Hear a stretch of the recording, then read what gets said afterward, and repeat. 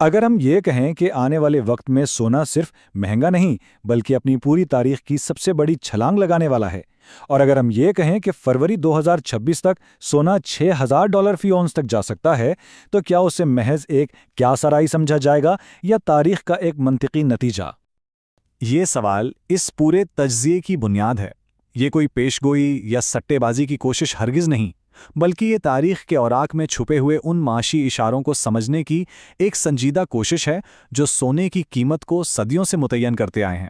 اس سوال کا جواب تلاش کرنے کے لیے ہمیں ماضی کی غلطیوں، حال کی حقیقتوں اور مستقبل کے امکانات کی گہرائی میں اترنا ہوگا، تاکہ ہم یہ سمجھ سکیں کہ کیا دنیا واقعی ایک ایسے موڑ پر کھڑی ہے جہاں سونا اپنی قدر کو دوبارہ دریافت کرنے والا ہے۔ اچھا، اس بڑے سوال کو سمجھنے سے پہلے یہ جاننا بہت ضروری ہے کہ سونا آخر ہے کیا، اس کی اصل قدر کیا ہے۔ کیونکہ دیکھیے، سونا صرف ایک چمکدار خوبصورت دھات نہیں جس سے زیور بنتے ہیں، نہیں، اس کی قدر اس سے کہیں زیادہ گہری ہے۔ اس کی اصل قدر اس کی تاریخ میں، انسانی تہذیب کی کہانی میں چھپی ہوئی ہے۔ ہزاروں سال سے جب بھی تہذیبوں پر مشکل وقت آیا، جب سلطنتیں ٹوٹیں، جب جنگوں نے شہروں کو کھنڈر بنایا اور جب معاشی نظام زمین بوس ہوئے، انسان نے ہمیشہ ایک ہی چیز کی طرف دیکھا ہے: سونا۔ یہ محض روایت نہیں، بلکہ یہ انسانی نفسیات میں گڑا ہوا ایک یقین ہے۔ یہ اعتماد کی، تحفظ کی اور سب سے بڑھ کر مالی بقا کی ایک ٹھوس حقیقی علامت ہے۔ مالیاتی دنیا کی پیچیدہ زبان میں سونے کو حتمی محفوظ پناہ گاہ یعنی الٹیمیٹ سیف ہیون ایسٹ کہا جاتا ہے۔ اس کا مطلب کیا ہے؟ اس کا مطلب یہ ہے کہ جب سٹاک مارکیٹیں گرتی ہیں، جب ریئل اسٹیٹ کے بلبلے پھٹتے ہیں، جب بینکوں پر لوگوں کا اعتماد ختم ہو جاتا ہے، جب حکومتوں کی پالیسیاں ناکام ہوتی ہیں اور جب ہاتھوں میں موجود کاغذی کرنسی مہنگائی کی وجہ سے اپنی قدر کھونے لگتی ہے، تو سرمایہ کار اس ایک ٹھوس اثاثے کا رخ کرتے ہیں جس پر کسی حکومت کا اختیار نہیں، جسے کوئی مرکزی بینک اپنی مرضی سے چھاپ نہیں سکتا اور جس کی قدر وقت کے ہر امتحان میں ثابت ہو چکی ہے۔ یہ فرق سمجھنا بہت ضروری ہے۔ ایک طرف کاغذی کرنسی ہے یعنی فیٹ کرنسی، اس کی قدر کا انحصار صرف حکومتوں اور مرکزی بینکوں کے وعدوں پر ہے۔ وہ اسے لامحدود مقدار میں چھاپ سکتے ہیں جس سے اس کی قدر وقت کے ساتھ کم ہوتی جاتی ہے۔ دوسری طرف سونا ہے، یہ محدود ہے، اسے بنایا نہیں جا سکتا، صرف محنت سے کان سے نکالا جا سکتا ہے۔ اس کی یہی کامیابی، اس کی یہی ندرت، اس کی اصل طاقت۔ جب اداروں پر اعتماد کمزور پڑتا ہے تو کاغذی کرنسی ریت کی طرح ہاتھوں سے پھسل کر اپنی قدر کھو دیتی ہے، جبکہ سونا اپنی جگہ مضبوطی سے قائم رہتا ہے۔ سونے کی جدید تاریخ کا سب سے بڑا موڑ اور ہمارے تجزیے کا پہلا اہم ستون 1971 میں آیا۔ یہ وہ لمحہ تھا جب دنیا کا مالیاتی نظام ہمیشہ کے لیے بدل گیا اور سونے کو اس کی زنجیروں سے آزاد کر دیا گیا، جس کے بعد اس نے اپنی قیمت کا تعین خود کرنا شروع کیا۔ آئیے ذرا وقت میں پیچھے چلتے ہیں۔ دوسری جنگ عظیم کے خاتمے کے بعد 1944 میں دنیا کے بڑے ممالک نے مل کر ایک نئے مالیاتی نظام کی بنیاد رکھی۔ اسے برٹن ووڈز سسٹم کا نام دیا گیا۔ اس نظام کا دل، اس کی بنیاد ایک بہت سادہ سا وعدہ تھا: امریکی ڈالر سونے سے منسلک ہوگا، اور قیمت کیا تھی؟ $35 فی اونس۔ اس کا مطلب یہ تھا کہ دنیا کا ہر ملک امریکی ڈالر پر آنکھیں بند کر کے بھروسہ کر سکتا تھا، کیونکہ وہ جانتے تھے کہ ان کے ڈالرز صرف کاغذ کے ٹکڑے نہیں، بلکہ وہ جب چاہیں امریکہ جا کر اپنے ڈالرز کے بدلے سونا لے سکتے تھے۔ یہ نظام تقریباً 3 دہائیوں تک دنیا کی معیشت کا لنگر بنا رہا۔ لیکن پھر 15 اگست 1971 کی وہ تاریخ آئی۔ اس دن امریکی صدر رچرڈ نکسن نے ٹیلی ویژن پر آ کر ایک ایسا اعلان کیا جس نے دنیا کو ہلا کے رکھ دیا۔ انہوں نے کہا کہ امریکہ اب ڈالر کے بدلے سونا نہیں دے گا۔ اسے نکسن شاک کہا جاتا ہے، اور یہ واقعی ایک جھٹکا تھا۔ اس ایک فیصلے نے عالمی مالیاتی نظام کی بنیادیں ہلا دیں اور ایک نئے غیر یقینی دور کا آغاز کر دیا، جہاں کرنسیوں کی قدر کا فیصلہ کھلے بازار نے کرنا تھا اور سونے کو اپنی زنجیروں سے آزادی مل گئی تھی۔ اس فیصلے سے پہلے کئی دہائیوں تک سونے کی قیمت اس ایک نمبر پر جمی ہوئی تھی: $35 فی اونس۔ یہ صرف ایک قیمت نہیں تھی، یہ عالمی مالیاتی نظام کے استحکام کی ضمانت تھی، ایک ایسا لنگر جس نے پوری دنیا کی معیشت کو تھام رکھا تھا۔ لیکن جیسے ہی وہ لنگر اٹھایا گیا اور ڈالر کا سونے سے رشتہ ٹوٹا، آزاد مارکیٹ نے اپنا فیصلہ سنایا۔ چند ہی سالوں کے اندر سونے کی قیمت $35 سے بڑھ کر $800 فی اونس کی ناقابل یقین سطح تک پہنچ گئی۔ یہ 20 گنا سے بھی زیادہ کا اضافہ تھا۔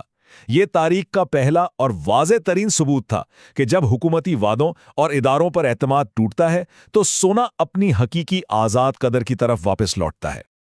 और 1971 का ये वाकया सिर्फ एक तारीखी किस्सा बनकर नहीं रह गया, बल्कि इसने एक पैटर्न, एक तर्ज अमल की बुनियाद रखी। जदीद दौर में भी जब जब आलमी मालियाती निज़ाम पर कोई बड़ा बहरान आया, जब जब एतमाद को ठेस पहुंची, तारीख ने इसी पैटर्न को बार बार दोहराया है।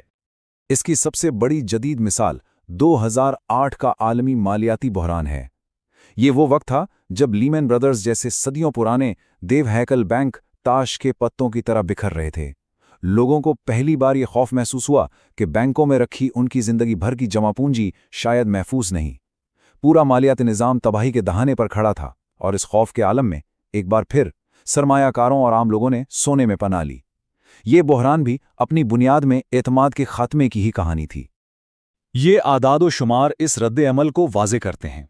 बहरान के उरूज पर 2008 में सोने की कीमत तकरीबन $700 फी औंस थी, लेकिन जैसे जैसे बहरान गहरा होता गया और निज़ाम पर अदम एतमाद बढ़ता गया, सोने की कीमत ने ऊपर की तरफ सफ़र शुरू किया, और सिर्फ 3 साल बाद 2011 तक ये $1900 फी औंस की बुलंद तरीन सतह पर पहुंच गई। ये तकरीबन 3 गुना इजाफा था। एक बार फिर तारीख ने साबित किया कि जब गैर यकीनी सूरत हाल अपने उरूज पर होती है तो सोना ही महफूज तरीन पनाहगाह साबित होता है। अब हम हालिया तारीख के एक ऐसे वाक़ये की तरफ आते हैं जो शायद 1971 के बाद सबसे अहम है। 2022 में रूस यूक्रेन तनाज़े के बाद मगरबी ममालिक ने एक बेमिसाल कदम उठाया। उन्होंने रूस के सैकड़ों अरब डॉलर के ज़र मुबादला के ज़खायर को मुंजमद कर दिया। इस एक अमल ने दुनिया भर के ममालिक, खासतौर पर चीन, भारत और मशरिक़ वस्ती की उभरती हुई मौशियतों को एक सर्द पैगाम दिया। पैगाम ये था कि उनके डॉलर के ज़खायर, जिन पर वो अपनी मौशी सलामती के लिए इन्हिसार करते हैं, दरअसल महफूज नहीं हैं। वो सियासी हथियार के तौर पर इस्तेमाल हो सकते हैं। अब ये सिर्फ सरमायाकारों का खौफ नहीं था, ये कौमी सलामती का मसला बन चुका था। इस एहसास के नतीजे में एक खामोश लेकिन बहुत बड़ी स्ट्रैटेजिक तब्दीली ने जन्म लिया। दुनिया भर के मरकजी बैंकों ने, खासतौर पर वो जो मगरबी असर और रसूख से आज़ाद होना चाहते हैं, डॉलर पर अपना इन्हिसार कम करना शुरू कर दिया। इस अमल को डी डॉलराइजेशन कहते हैं, यानी आलमी तिजारत और ज़खायर में डॉलर के गलबे को कम करना। और इसकी जगह उन्होंने एक ऐसा असासा खरीदना शुरू किया जिसे कोई मुंजमद नहीं कर सकता, हकीकी ठोस सोना। इस आलमी शतरंज की बसात पर सोना एक बार फिर मरकजी मेहरा बनकर उभर रहा था। और ये सिर्फ बातें नहीं, ये डेटा इस रुझान की ठोस तस्दीक करता है। इस चार्ट पर नजर डालें। एक बार 2010 से 2021 तक मरकजी बैंकों की सोने की खरीदारी की औसतन रफ्तार को दिखाता है। दूसरा बार 2022 के बाद की रफ्तार को जाहिर करता है। फर्क वाज़े और हैरानकुन है। 2022 के बाद से मरकजी बैंकों की तरफ से सोने की खरीदारी की रफ्तार तारीख की बुलंदतरीन सतह पर पहुंच चुकी है। ये कोई आर्जी घबराहट भरा रद्द-ए-अमल नहीं है, बल्कि ये आलमी मालियाती निज़ाम में एक गहरी और बुनियादी तब्दीली का वाज़े इशारा है। अब हम इन तमाम तारीखी धागों को 1971 का झटका, 2008 का बहरान और 2022 की तस्वीराती तब्दीली को मौजूदा लम्हे से जोड़ते हैं। आज हम एक ऐसे दौर में हैं जहां ये तमाम अवामिल एक साथ मिलकर सोने के लिए एक ऐसी गैर मामूली सूरत हाल पैदा कर रहे हैं जिसे तज्ज़ियाकार परफेक्ट स्टॉर्म का नाम दे रहे हैं। एक ऐसा तूफान जिसकी तमाम शर्तें पूरी हो रही हैं। इस तूफान के 4 बड़े अनासिर हैं। पहला, बढ़ती हुई जियोपॉलिटिकल कशीदगी। दुनिया के कई हिस्सों में तनाज़ात जारी हैं और बड़ी ताकतों के दरमियान ताल्लुकात कशीदा हैं। दूसरा, कर्ज़ों का नाकाबिले बर्दाश्त बोझ। अमेरिका समेत दुनिया की बड़ी मईशतें तारीख के सबसे बड़े कर्ज़ों के नीचे दबी हुई हैं, जिससे उनकी करेंसियों पर दबाव बढ़ रहा है। तीसरा, मुस्तकिल इफ़राते ज़र यानी महंगाई, जो आम आदमी की जेब में मौजूद पैसे की कुव्वत खरीद को खामोशी से ख़त्म कर रही है। और चौथा, मरकज़ी बैंकों की सोने की वो तारीखी तलब जिसका हमने अभी जिक्र किया। ये तमाम अवामिल जब एक साथ मिलते हैं तो वो एक ऐसा माहौल बनाते हैं जो तारीखी तौर पर सोने के लिए हमेशा सबसे ज़्यादा साजगार रहा है। और इसी मकाम पर यह वाज़े करना इंतहाई ज़रूरी है कि हम जो नतीजा अक्स करने जा रहे हैं वो महज हवा में की गई कोई क़यास आराई या ख्वाहिश नहीं है।